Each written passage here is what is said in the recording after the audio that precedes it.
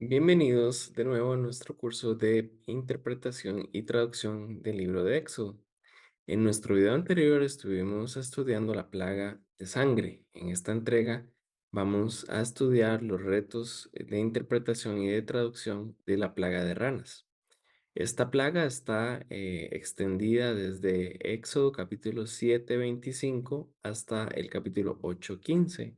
Iremos versículo a versículo viendo estos retos y proponiendo algunas soluciones. Versículo 25. 7 días pasaron después de que el Señor golpeó el Nilo. No tendríamos algún reto en ese versículo. Versículo 1 del capítulo 8. El Señor le ordenó a Moisés: ve y adviértele al faraón que así dice el Señor: deja ir a mi pueblo para que me rinda culto. Aquí encontramos dos retos. Primero, deja ir a mi pueblo. Esta fórmula es un imperativo, o sea, es una orden, y ya fue utilizada en el capítulo 5, versículo 1, en el capítulo 7, versículo 16, y lo vamos a ver en el capítulo 8, versículo 20. Debemos tener mucho cuidado de ser consistentes. En todos estos contextos debe tener la misma fórmula de una orden con una fuerte fuerza de expresión. Entonces, es una orden de Dios para el faraón, pero hay traducciones en español que no reflejan la fuerza de esta orden, como la traducción del lenguaje actual. De ser posible, debemos reproducir este sentido y tratar con rigidez esta orden. Lo otro que encontramos como un reto es para que me rindan culto. Algunas versiones dicen para que me sirvan, para que me adoren. Para que me adoren sería la forma más correcta, porque el verbo hebreo significa tanto servir como adorar. Entonces, también tenemos que notar que en el capítulo 5, versículo 1, el motivo era diferente. El motivo allá era para celebrar una fiesta, entendiendo esta fiesta como una celebración religiosa. Versículo 2. Si no lo dejas ir, infestaré de ranas todo tu país. No tendríamos algún reto ahí. Versículo 3.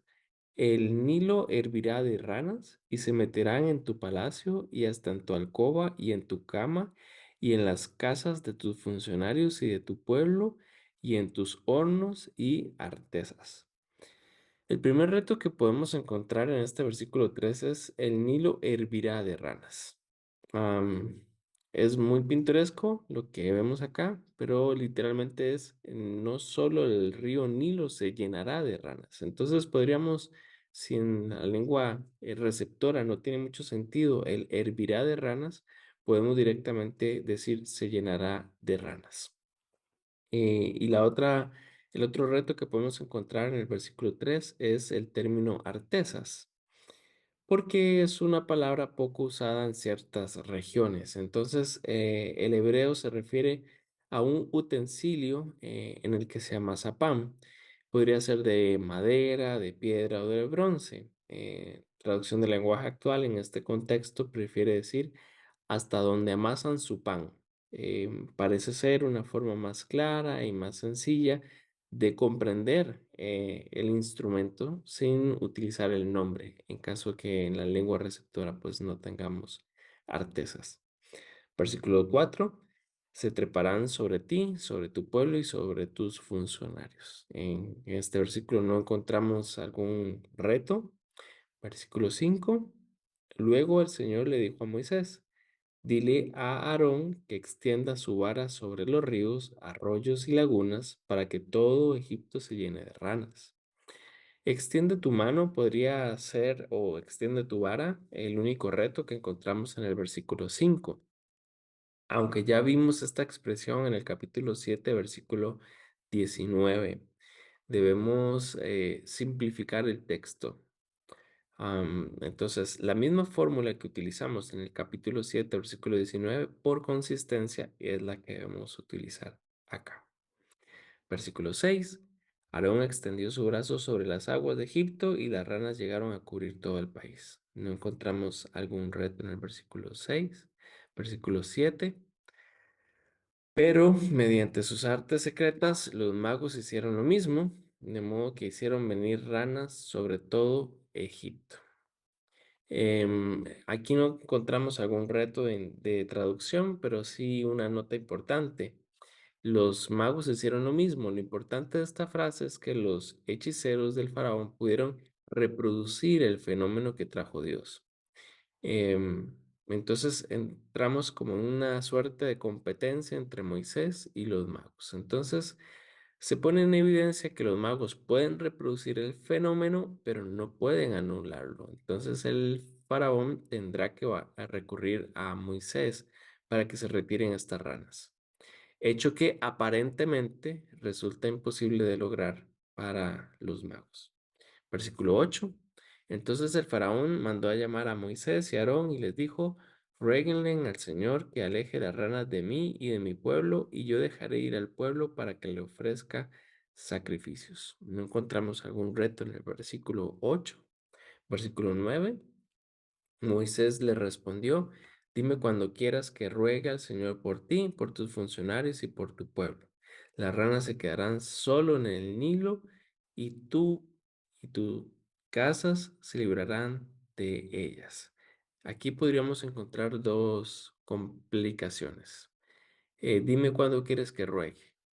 Podríamos decirlo de una forma más directa: estaré encantado de orar por ti, por tus funcionarios y por el resto de tu pueblo. Y la otra complicación que podríamos encontrar es en el Nilo. De pronto sería correcto esclarecer en el río Nilo, porque nos estamos refiriendo al río. Versículo 10. Mañana mismo, contestó Faraón. Así se hará, respondió Moisés, y sabrás que no hay Dios como el Señor nuestro Dios. Mañana mismo, que se vaya mañana mismo, dice la traducción del lenguaje actual, para enfatizar pues la premura del faraón de sacarse esta rana de encima. Hay un detalle interpretativo aquí: es que uno podría esperar que la respuesta del faraón sea ahora mismo, pero por alguna razón que no sabemos, prefiere demorar la oración de Moisés, que lo va a liberar de las ranas. Versículo 11. Las ranas se apartarán de ti, y de tus casas, de tus funcionarios y de tu pueblo, y se quedarán únicamente en el Nilo. Aquí no tendremos alguna complicación. Versículo 12. Tan pronto como salieron Moisés y Aarón de hablar con el faraón, Moisés clamó al Señor en cuanto a las ranas que había mandado sobre el faraón. Moisés clamó a Jehová. Entonces se refiere a la oración solicitada por el faraón, y también podríamos utilizar la fórmula de la traducción del lenguaje actual: rogó al Señor. Podría ser también aquí. Versículo 13. El Señor atendió los ruegos de Moisés, y las ranas comenzaron a morirse en las casas, en los patios y en los campos. No hay nada que podría complicarse acá. Versículo 14. La gente las recogía y las amontonaba, y el hedor de las ranas llenaba el país. Aquí lo que podría ser complicado es la palabra hedor. Entonces podríamos decir: las personas reunían todas las ranas muertas en grandes montones, y la tierra hedía, olía mal a causa de la mortandad de las ranas. Podría ser una frase explicativa de este tipo. Versículo 15. Pero en cuanto el faraón experimentó alivio, endureció su corazón, y tal como el Señor lo había advertido, ya no quiso saber nada de Moisés ni de Aarón. Cuando el rey vio que el problema estaba terminado, se puso terco. Puede ser una solución para reemplazar el modismo. Lo importante acá es que endurecer el corazón, si reemplazamos el modismo aquí, sea igual en todos los contextos de todas las plagas. Entonces, hemos hablado que endurecer el corazón, esta expresión ya había aparecido antes. Es el primero de un total de 3 casos que se pueden ver en todo el desarrollo del Éxodo, y es provocado por Faraón mismo, no por la acción de Dios. Entonces, espero que este video les haya sido de mucho provecho. En el próximo video estaremos analizando la plaga de los mosquitos.